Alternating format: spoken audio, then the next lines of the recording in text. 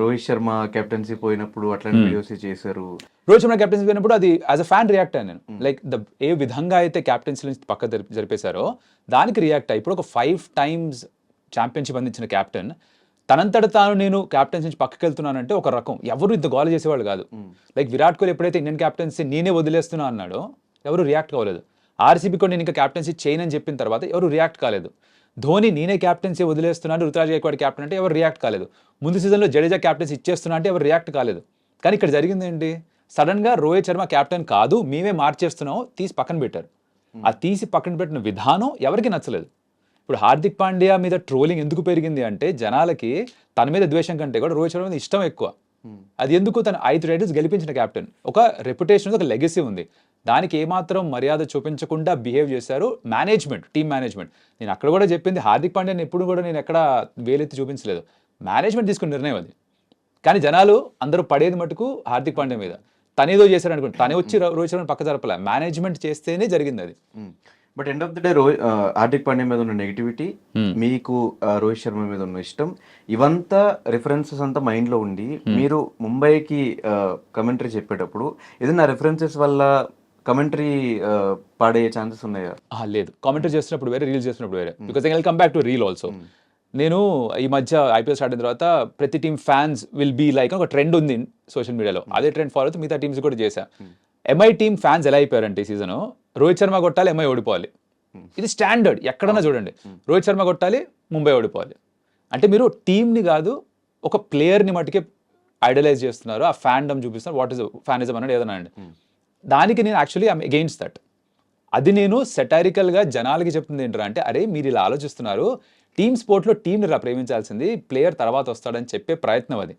జనాలకి అది అర్థమైన వాళ్ళకి అర్థమైంది. కింద కమెంట్ చూస్తే భయ్య మమ్మల్ని వేసుకుంటున్నావా అని అన్నవాళ్ళు ఉన్నారు, భయ్య ఏంటి వాళ్ళు నేను చెప్పింది నిజం చెప్తున్నా అనుకుని ఫీల్ అయిన వాళ్ళు కూడా ఉన్నారు. So it depends on how you are taking it. కామెంటరీలో మటుకు అది రాదు, బికాస్ కామెంటరీ చేస్తున్నప్పుడు నేను ఆ సిచ్యువేషన్కి రియాక్ట్ అవుతా, ఆ మ్యాచ్కి రియాక్ట్ అవుతా, అక్కడ జరిగిన దానికే రియాక్ట్ అవుతా. దాంట్లో నేను హార్దిక్ పాండ్యా యాజ్ అ క్యాప్టెన్ని సపోర్ట్ చేయడమే ఉంటుంది, కానీ ఒకసారి ఫీల్డ్కి వెళ్ళిన తర్వాత బయట జరిగిన విషయాల గురించి అక్కడ నేను మాట్లాడను. సో మీ సర్కాజం, మీ వెటకారం, ఇవి మీకు పాజిటివ్స్ నెగిటివ్స్? రెండు. ప్రతి విషయంలో కూడా ఏదైనా సరే దానికి 2 sides ఉంటాయి. కాయిన్కి హెడ్స్ టైల్స్ ఉన్నట్టే వెటకారం కూడా ఉన్నాయి. వెటకారంకి అర్థమైన వాళ్ళకి ఇది వెటకారం తెలుసు, అదే that's a form of humour. నాకు బాగా నచ్చే ఫార్మ్ ఆఫ్ హ్యూమర్ సెటైర్. అది మూవీస్లో అయినా సిరీస్లో అయినా ఎక్కడైనా ఏ చూసినా సరే నన్ను బాగా అట్రాక్ట్ చేసేది satirical sense of humour. Satire చాలా ఇష్టం నాకు, వెటకారం చాలా ఇష్టం నాకు, వ్యంగ్యం చాలా ఇష్టం నాకు. అది రాతలో అయినా, మాటల్లో అయినా, పాటల్లో అయినా, మూవీస్లో అయినా, ఎక్కడైనా సరే. నా కామెంటరీలో కూడా అదే వస్తుంది, నేను చేసే రీల్స్లో అయినా కూడా ఎక్కువగా అదే వస్తుంది. కానీ దానికి నచ్చిన వాళ్ళు ఉంటారు, నచ్చని వాళ్ళు ఇడికి పొగరనుకుంటారు. ఐ నో కొంత సగం మంది పొగరనుకుంటారు, సగం మందికి అర్థమవుతుంది. సో ఎలా ప్రిపేర్ అవుతారు మీరు కమెంటరీ చేసేటప్పుడు?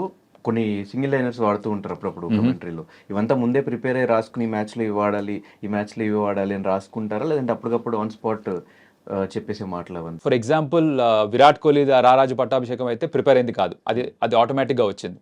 ఇప్పుడు మొన్న ఐపీఎల్లో ధోని 6 కొట్టినప్పుడు ఆడు మగాడ్ర భుజ అది ముందరే అనుకున్నదే, ఎక్కడన్నా వాడదాం వస్తే అని. So it's a combination of both. అన్నీ అప్పటికప్పుడు ఆన్ ద స్పాట్ వస్తాయి, నేను తోపుని అనడానికి కూడా లేదు. కొన్ని ప్రిపరేషన్ ఉంటాయి, కొన్ని ఆ ఫ్లోలో when you get lost in the moment కొన్ని ఆటోమేటిక్గా వచ్చేస్తాయి. అంటే ప్రిపరేషన్ అంతా కూడా మ్యాచ్ కంటే ముందర, ఇన్ఫ్యాక్ట్ ఆ రోజు కాదు, ఈ చిన్నప్పటి నుంచి చేసినంత ప్రిపరేషన్ నా ఉద్దేశంలో. నేను చూసిన ప్రతి మ్యాచ్, నాకు చిన్నప్పటి నుంచి చూసిన ప్రతి మ్యాచ్ గుర్తుంది. ఇండియా ఆడిన ప్రతి మ్యాచ్ నాకు గుర్తుంటుంది. 1992 వరల్డ్ కప్ నుంచి అన్ని మ్యాచ్లు మెజారిటీ గుర్తుంటాయి నాకు. సచిన్ డెజర్ట్ స్టామ్ అయినా, తను ఎవరినెవరిని కొట్టాడు, ఎక్కడ కొట్టాడు, ఇవన్నీ గుర్తుంటాయి. ఇప్పుడు జరిగిన ఐపీఎల్ మ్యాచ్ అన్ని గుర్తుండకపోవచ్చు, కానీ అవి గుర్తున్నాయి. సో అదంతా నా ఉద్దేశంలో ప్రిపరేషన్. సో అవి నేను ఎక్కడన్నా ఇంటర్ కోరిలేట్ చేసుకునే ప్రయత్నమే చేస్తుంటాను, బికాజ్ ఆ రీకాల్ వాల్యూ ఎప్పుడు ఉంటుంది జనాలకి. చెప్తే అరే నిజమే కదరా అన్న ఫీలింగ్ కూడా వస్తుంది కదా, దానికోసం ట్రై చేస్తుంటాను. సో విరాట్ కోహ్లీ సెంచరీ చేసినప్పుడు మీరు ఇచ్చిన కామెంటరీ ఎవ్వరు మర్చిపోలేరు. మీరు బాగా రికగ్నైజ్ అయిన మ్యాచ్ అక్కడ నుంచి తిరిగిపోయింది అనుకోవచ్చా మీ life?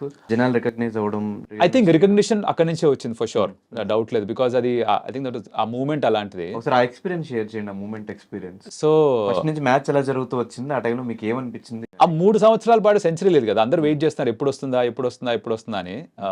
Just like everybody else నేను వెయిట్ చేస్తున్నా, బికాజ్ కామెంటరీ చేస్తున్నప్పుడు నేను ఫ్యాన్ కాదు, కానీ కామెంటరీ బయట నేను ఫ్యాన్ విరాట్ కోహ్లీకి. సో యాజ్ అ ఫ్యాన్ నేను కూడా ఎప్పుడు వస్తుందా సెంచరీ వెయిట్ చేస్తున్నా. బట్ నాకు ఒక విషయం తెలిసింది ఏంటి, సెంచరీ రాకపోయినంత మాత్రం తక్కువ అయిపోడు ప్లేయర్ అని తెలుసు. బట్ నేను కామెంటరీ చేస్తున్నప్పుడు my whole idea is that ఒక ఫ్యాన్ చూస్తున్నప్పుడు వాళ్ళు ఎలా రియాక్ట్ అవుతారు, ఇప్పుడు నేను నా ఫ్రెండ్స్తో కూర్చొని చూస్తుంటే ఆ షాట్కి ఆ మూమెంట్కి ఆ సెంచరీకి ఎలా రియాక్ట్ అవుతాం, లేస్తాం, హైఫైల్ ఇచ్చుకుంటాం, హగ్ చేసుకుంటాం, గోల చేస్తాం, ఆనందంలో బూతులు మాట్లాడతాం, ఇవన్నీ వస్తాయి రైట్. అది న్యాచురల్ రియాక్షన్. అప్పుడు ఆ రోజు ఆ క్షణంలో వచ్చింది ఒక న్యాచురల్ రియాక్షన్. నేను ఒక ఫ్యాన్ లాగా రియాక్ట్ అయ్యా. That is all it was. దానికి ప్రిపరేషన్ లేదు, ఏమీ లేదు. మ్యాచ్ జరుగుతున్నంతసేపు ఒక ఐడియా ఉండింది, బాగా ఆడుతున్నాడు, ఇవాళ వస్తుందేమో. కానీ T20స్లో అప్పటిదాకా ఎప్పుడు సెంచరీ కొట్టలేదు ఇంటర్నేషనల్ లెవెల్లో విరాట్ కోహ్లీ. సో రాక టెస్ట్లో కాదు, ఓడియాలో కాదు, T20లో వస్తుందని ఎక్స్పెక్ట్ చేయలేదు ఎవరు.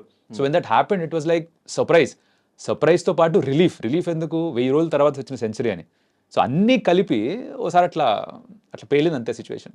మళ్ళీ అది ఇప్పుడు గుర్తుండదా ఏది అప్పుడు చెప్పిన మాటలు అంతా? అది ఆ లైన్ ఒకటి గుర్తుండిపోయింది, బికాజ్ అది నేను చెప్పడం తర్వాత మళ్ళీ ఒకసారి ఎక్కడో వాడాను. ఐ థింక్ 50th సెంచరీకి ఎక్కడో మళ్ళీ వాడే అది. బట్ జనాలు దాన్ని రకరకాలుగా వాడారు. ధోని ఎంట్రీకి పెట్టేసి, ఆర్ కబడ్డీ మ్యాచ్లో పెట్టేసి, ఎక్కడెక్కడో పెట్టేసి, కొంతమంది వాళ్ళు స్లో మోషన్ నడుచుకుంటే వెనకాల పెట్టేసి, ఇలా రకరకాల చోట్ల వాడేశారు. కాబట్టి అది విని ఆ లైన్ మటుకు ఆబ్వియస్లీ అందరికీ గుర్తుంటుంది. బట్ ఇప్పుడు బయట చెప్పమంటే ఎక్కడ రాదు అది. ఓకే.